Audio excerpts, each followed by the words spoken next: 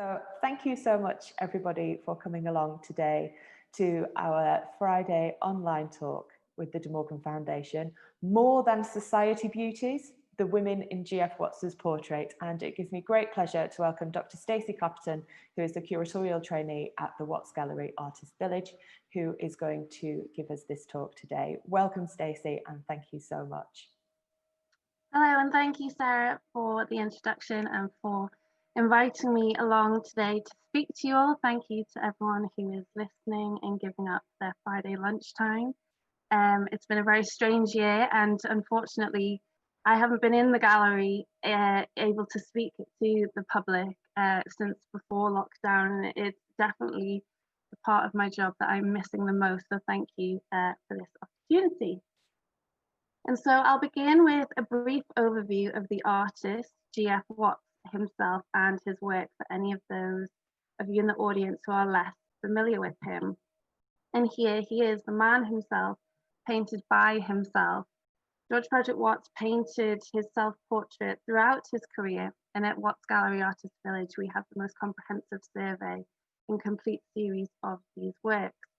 And the two that I'm showing on the screen today they sort of bookend his extremely long and prestigious career. So on the left here we have Self-Portrait at 17. It is one of his earliest works in oils on canvas. And here he is demonstrating, and the canvas is really a testament to his artistic talent at this young age. He hadn't received any formal training at this stage, and this is a year before he enters the Royal Academy School of Art. And he is very much presenting us, he's very confident, he's meeting our gaze, and he's very much presenting himself as the bohemian and the young aspiring romantic. And on the right hand side we have the last self-portrait of his career, painted in the months before he died, before he passed away at the age of 87. And this is perhaps his most recognizable self-image, with his skull cap, this short white cropped pointed beard, and the cloak, which is how he began to dress from his middle age. And he's very much modeling himself here on Titian, who was his artistic hero and who he aspired to emulate. And so here we have the Victorian artist presenting himself as the old Renaissance master. But throughout his lengthy career, he didn't just paint himself. These are two works that we have on display currently in our historic galleries, and I would argue they are perhaps his two most well-known works, certainly his most popular works today. On the left, we have the symbolist painting Hope, where we have the abandoned young woman. She's blindfolded, sitting on top of a globe, and she's playing the last string on her broken lyre. And the message that Watts wished to convey here is very much a message of hope against all odds. And since he first painted it in the late 80s, he painted it on several occasions. It's inspired many people. And perhaps most famously and most well known today is the former President Barack Obama, who references this work and testifies that it is the reason he entered. It inspired him to enter politics in the first place after he heard a sermon detailing the work. And on the right hand side, we have a much less hopeful work, Found Drowned, which is one of his large social realist paintings that he painted in the late 1840s and 50s. After spending much of his youth traveling in Italy, he returned to London, and he was really outraged at the moral decline of the society as a result of the Industrial Revolution. And in this work, he depicts the body of a young woman who was washed up on the banks of the River Thames after she's committed suicide. And found drowned was the term that was used in the period to avoid the stigma of suicide and of these fallen women. But the focus of today's talk and the focus of my research at the gallery is on Watts's portraiture. And it's almost impossible to mention G.F. Watts and portraiture without referencing his Hall of Fame series. He began this series of individual portraits in the late 1840s and progressed throughout his career again till his final years, although it did start in fits and starts, as you like. And his ambition for this scheme was to record and paint the prominent figures of his day in order to leave a legacy of the period and to memorialize these men for future generations. And this Hall of Fame is often referred to as this visual pantheon of great men. And unfortunately, it is predominantly men. There is only one woman who made it, as it were, into this series of portraits, and that is the social reformer Josephine Butler. Now, the majority of these works, as Watts desired it, were left to the nation, so they are now in the National Portrait Gallery collection in London. And these are 3 works which we currently have on display at Watts Gallery that are on long-term loan to us. So from left to right, we have the politician Wentworth Dilke. In the middle there's the poet Swinburne, and at the far right, there is the designer Walter Crane. So although only one woman rose to the hierarchy of his prestigious Hall of Fame, he did paint women throughout his career. He painted his friends, his acquaintances, and his famous contemporaries. And on the left here, we have perhaps an unrecognizable Florence Nightingale, the nurse and medical reformer. And it's believed that if he had finished this painting, she then would have become the second woman to enter the Hall of Fame series. But the story goes that although Nightingale was strongly against having her portrait painted by artists, she hated having her likeness captured. She was terribly unwell at this period when she was sitting for Watts, and indeed what he's managed to paint of her, she certainly doesn't look very well. And on the right here we have a beautiful portrait of Ellen Terry, who is perhaps the most famous actress of the 19th and certainly early 20th century. She was known as a stage actress, as a Shakespearean actress. And in the year that Watts painted this portrait in 1864 was actually the year that he married Ellen Terry. She was 17 at the time and he was 47. So perhaps unsurprisingly, the marriage didn't last. It lasted just over a year. But Ellen Terry is a figure that he painted throughout his career, whether in individual portraits or her likeness can be detected in wider compositions. But at the gallery, in the collection, there are a number of female portraits where we know very little about the sitters and their lives and achievements. The 6 examples I've got on, you can see here. Fortunately, we do know the names of the sitters, but in our catalogue, in our internal catalogue, there is very much information available about them. And unfortunately, we do also have women where they remain unidentified. That kind of demonstrates the work that is still to be done.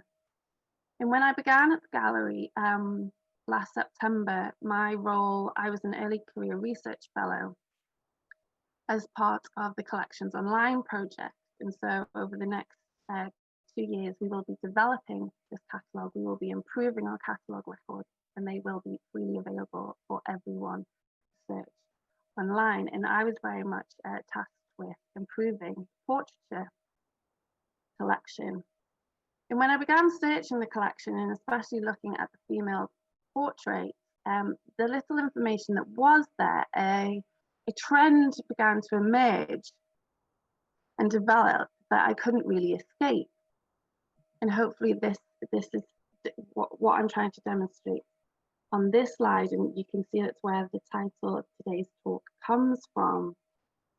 And so overwhelmingly, these women are thrived and celebrated for their beauty, for their looks, and in certain circumstances that is all we are told about these women, that they were beautiful and that they were admired. And whereas this most certainly reflects the Victorian values, we have to remember these were women of a period. This was an artist working in that period. They are objects from that period. It very much enforces this idea that these women should be seen and not heard. And so although we can acknowledge that, that historical value, for me, I think, you know, it's about time we can move this narrative along. We owe it to these women to maybe talk about a little bit more than just how they look, and move away from these subjective descriptions and this fairly gendered language. And it was interesting to see that when I kind of flipped the search and I used the male alternative, so I searched for handsome in the catalogue, only one painting, a male portrait, came up through that search, and he was described as handsome, but only after we were told that he was a doctor and a pioneer in his field. So there's definitely different treatments going on here. And the quote where the title of today's talk comes from, I think really emphasizes that. So the women are always the society beauties, the men are the eminent Victorians, and it's very rare that the women get to be acknowledged or recorded as such. And so although unfortunately there isn't time today to talk about all the women and all the stories that are being uncovered, still being uncovered, I have chosen 3 key women and 3 key artworks from the collection to share with you today. And the first is the artist Violet Lindsay. Now we know that Watts painted Violet Lindsay on 4 separate occasions, and we know this because of the very first catalogue that we have at Watts Gallery Artists Village, and this was compiled by Watts's wife, Mary Watts, who was an artist. She was a very prominent artist in her own right, and she compiled this catalogue of his works in 2 volumes. So we have a full volume of portraits, which is very helpful for my job, and another of his symbolist works. And she compiled this in 1915, so around 10 years after he had died. And it really is the reason we know so much about the collection, and we know so much about his artwork. And she, perhaps to her, she definitely put her own legacy above her husband's, and this is one of the records we have that demonstrate that. And as researchers and as custodians and anyone who appreciates this artwork, we are all very much in Mary Watts's debt for doing this. And so of the 4 works she records here, between 1879 and 1881, 2 still remain in the Watts Gallery collection. And you can see them here on the screen. Both painted when Lindsay was around 23 years of age. On the right here, on the left, sorry, we have perhaps actually my favourite painting in the whole collection, not just in the portrait collection, and it's currently on display again in our historic galleries. And you probably hear this a lot, but it really is one of those works that I think you do need to see in person. Reproduction only does it so much justice, but it's such a striking portrait, and the colours are so bold and vivid in real life. And as always, I really do miss actually just getting to go into the gallery and just looking at this work. But when he painted it in the late 1870s, it was considered to be fairly experimental for Watts's career. It was extremely well received at the time. It was exhibited extensively, not only throughout the UK, but also Europe and the States where it travelled. And it was celebrated and championed by the European avant-garde at the time as a superb jewel that projected a richness without parallel. And it really demonstrates how sometimes Watts is seen to be a bit out of touch or a bit old-fashioned, but having the avant-garde, you know, this was seen as a fairly progressive work of art. And on the right here, this unfinished study is believed to have been the original, and you can see here how he sort of flipped to composition. on its side. And the story goes that it remains unfinished because as Watts was painting it, Lindsay's father begged him to stop because he was so overwhelmed by her beauty. So again, we have beauty becoming the determining factor here. And these two photographs I just wanted to show because, I mean, they're brilliant. And they also give us an idea of the woman herself, and also really demonstrate how Watts captured her likeness fairly accurately. Now, within Victorian society, Lindsay was part of the upper class. She was a member of the Bohemian social circle, dubbed the Souls. And this group of aristocratic families were considered the eccentric. They had unconventional taste. They believed that everything from playing cards to horse racing was vulgar. When they travelled, they only travelled third class, and their taste in food were deemed to be fairly frugal. But unfortunately, biographies of Lindsay, when they're not talking about her beauty, instead focus on her male relatives. And forgive me for the large chunk of text on this slide. As a general rule, I hate putting large chunks of text on slides, but it's really to demonstrate my point here that this is a typical extract from a biography of Violet Lindsay. And here we can see it begins with, we're told that she married Henry Manners. He then became Lord Granby and Duke of Rutland. She gave him two sons, as if she had no agency in it. She then had an affair with another man. She gave him a daughter. That didn't end well, and then she was basically gossiped and reviled because she then, God forbid, had friendships with other men. And it's only after all these men that, almost as an afterthought, we are told she was genuinely creative and also a skilled artist. And so this kind of highlights how Lindsay and women of this period are talked about as possessions or as passive contributors in their own lives. And it really highlights the work that needs to be done to restore the reputation of these women and put the focus back on their careers.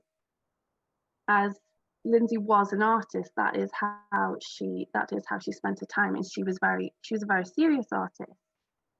So similarly with Watts, she was a portrait artist, and she was extremely prolific in this practice. Although Watts preferred to paint with oils on canvas, Lindsay's medium of choice was largely pencil or watercolor on paper. And this self-portrait is in our collection. Now, her artistic talent was recognized from a young age. Her father even approached Edward Burne-Jones to ask if he would consider formal training for Lindsay, to which he replied, "Do not give her lessons. Let her make studies of herself before a looking glass. She will never find a more sedate model to sit for her." And almost as if taking that advice, that is what she did. She created self-portraits, again, like Watts, on several occasions. In this example, you can see now, although it's brilliantly delicate and gentle, there is almost a fierceness to it, and this confidence that she's looking out at us as if she is looking in the mirror, but also this kind of wild, unkept hair. It's just a brilliant portrait. But as I say, she did enjoy a successful career. From 1877, she was exhibiting at the Grosvenor Gallery in London, and she was exhibiting alongside Watts and James McNeill Whistler. She was one of their contemporaries. Her works were presented to the public in the same spaces. From 1881, she was then exhibiting at the Royal Academy. And in 1902, we know that she exhibited over 200 works at the New Gallery in London, 3 of which were purchased by the Musée de Luxembourg of Paris for their modern art collection. And alongside this self-portrait, we are very fortunate to have a collection of her drawings at the gallery that were only recently, in recent years, gifted to us. They still need to be properly digitized in catalogues, so excuse the low quality photographs here. But on the right, we can obviously, no introduction needed. It's quite obviously Queen Victoria. But on the left, we actually have this amazing watercolor by Queen Victoria of Violet Lindsay, which she created during one of Lindsay's visits to Balmoral Castle. And just to share with you a few other examples that we have, these are both drawings of her grandson, her daughter Diana's son, June Julius Cooper. And she did very much paint her family, her friends, this group that I was talking about, members of the Souls. And they're extremely delicate. Perhaps they would get dismissed as quite feminine, but highly accomplished works in their own right. And the collection that we have is almost just waiting there, begging for someone to come along and do the research and yeah, so we can present them and they're not just hidden away in the stores. But moving on to the second sister and the second woman that I would like to talk about today, the soprano singer, Georgina Traherne. Now we know, again, referencing Mary's original catalogue, that Watts painted her on 2 occasions, which we can see here.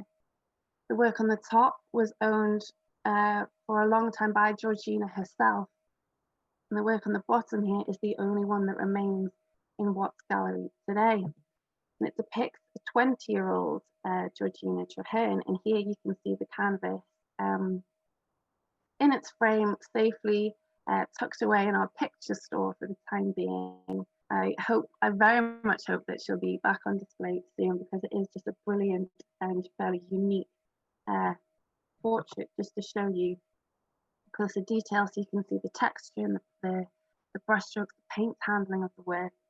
And again, without sounding like I'm repeating myself, the colours this image just don't do it justice. You can almost see this extremely rich, sumptuous blue of her earrings. But what always surprises me about this work when I see it is the pinks. The colours are almost extremely modern. The blush of her cheeks doesn't come across well here. It's almost this hot pink, and it's just extraordinary, vibrant and energetic compared with some of Watts's other works. And looking at it, you might think, well, who's it a portrait of? We have 2 women here, and it is an unusual composition. It is one of Watts's rare double portraits that we have. And what he's doing in this work is he's presenting us with 2 versions of Georgina, who appear side by side and appear to be inhabiting the same space. They're interacting with one another in that space. And so on the right hand side, we have Georgina, who has fallen asleep, her hand on her chest as she has her long necklace intertwined in her fingers. Her head is leaning off to one side. And on the left, depicted in profile, is also Georgina, depicted in a silver gown that exposes her shoulders, and she's leaning over her other self, caught in the act of singing a lullaby. So it's as if she is singing her other self, her other sleeping self. Now these double portraits, although rare in Watts's career, weren't unusual, and we can consider them to be exercises that demonstrate his interest in sculptural forms. So although he was a prolific painter, he was also an extremely skilled draftsman and sculptor. And so what he's doing here, essentially, by representing the same head from various viewpoints on the one canvas, is he's producing a study of the 3-dimensional form on this 2-dimensional surface. And essentially, he's using Georgina as a model. And the 2, Watts and Georgina, were friends. They met through parties that were held at Little Holland House, which is where Watts lived for 30 years in Kensington in London. It wasn't his house.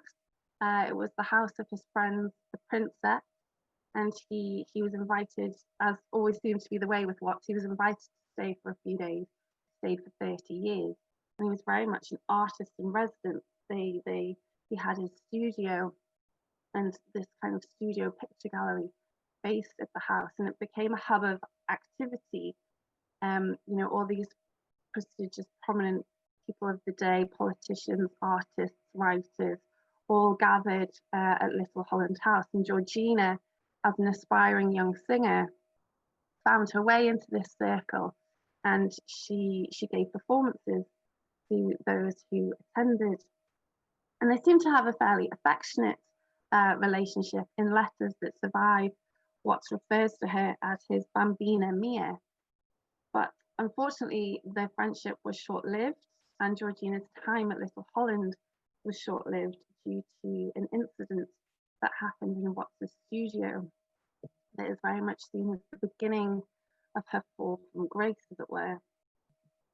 And as a result, history has not been kind to Georgina. I think there's no other real way of saying it.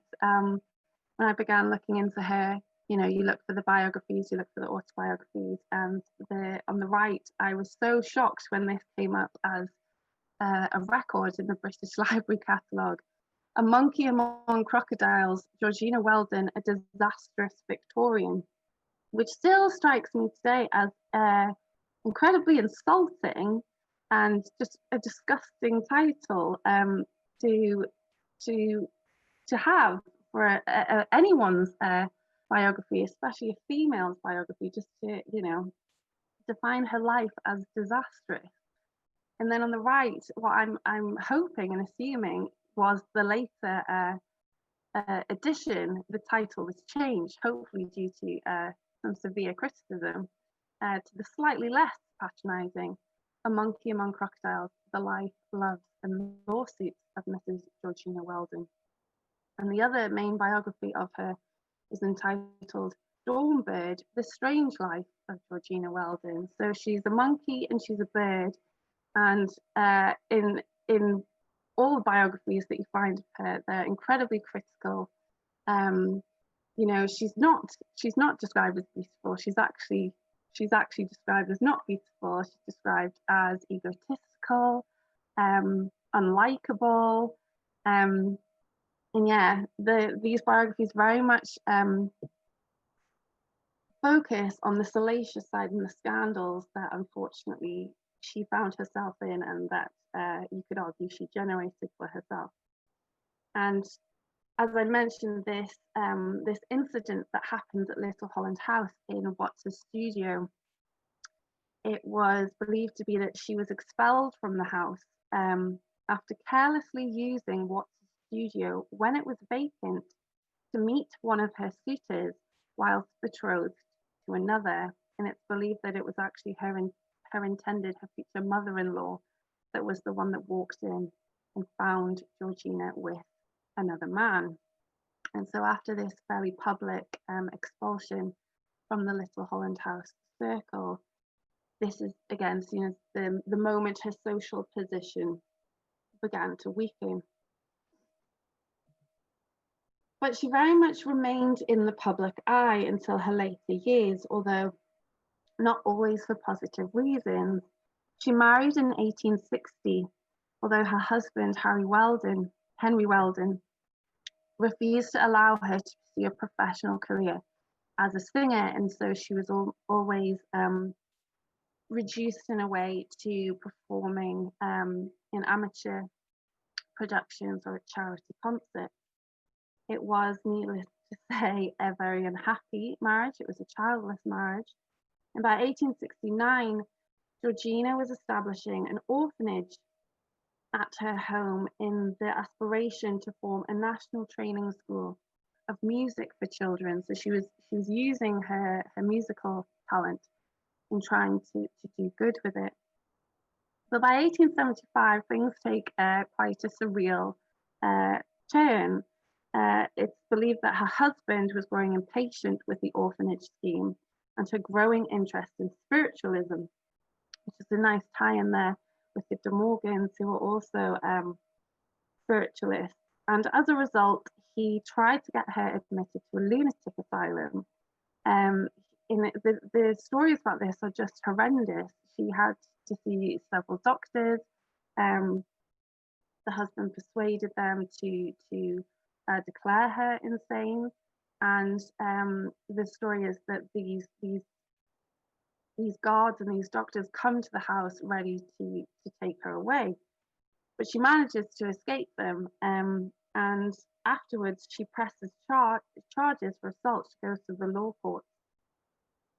But unfortunately, the law at the time meant that a married woman couldn't bring a civil suit against her husband.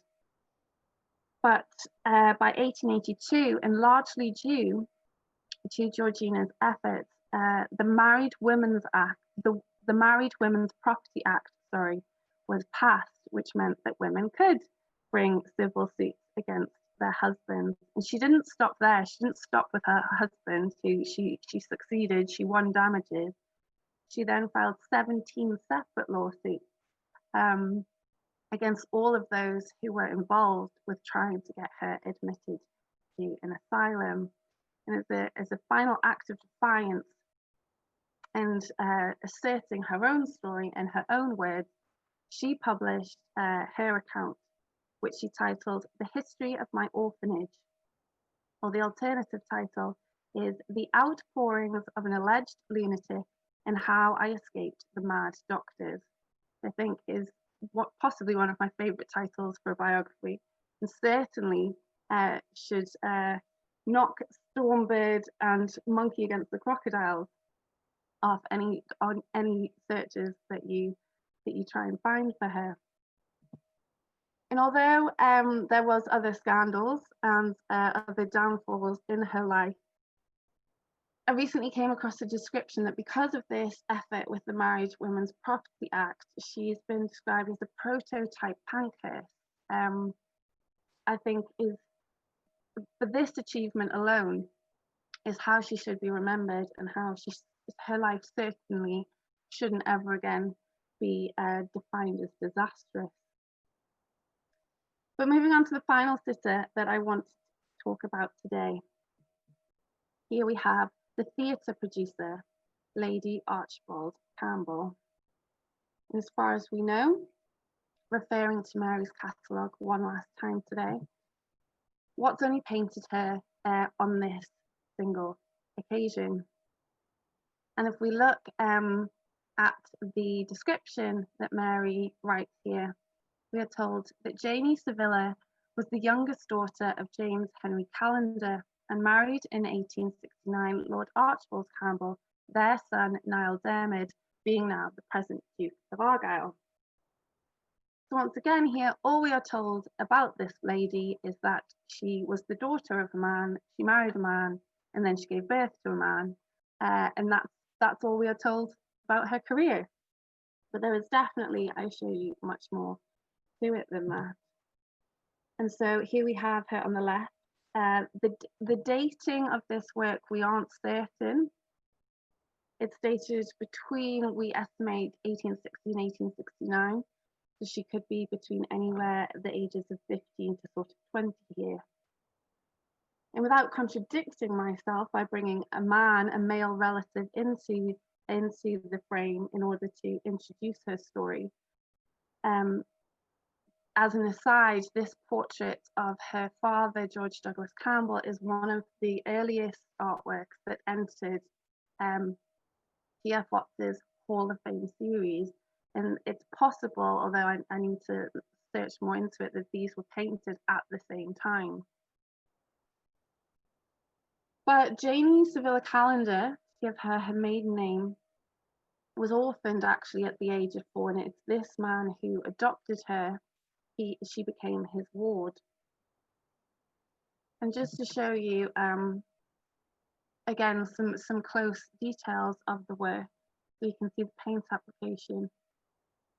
And you can see, if you can see sort of these ghostly outlines around her face, that also demonstrates Watts's portrait painting practice. He he frequently changed his mind, changed the positioning of certain aspects. So you can see, you know, this ghostly outline where the hair was painted a little bit higher at first.